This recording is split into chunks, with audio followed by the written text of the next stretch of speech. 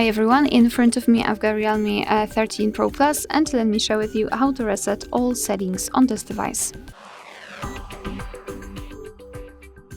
So to reset the settings without the need to enter factory mode, etc., simply enter the settings.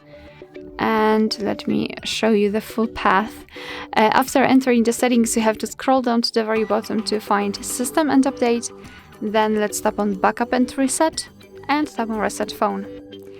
As you can see right here, we've got this option, Reset All Settings, including No Work Settings, and let's tap on Reset.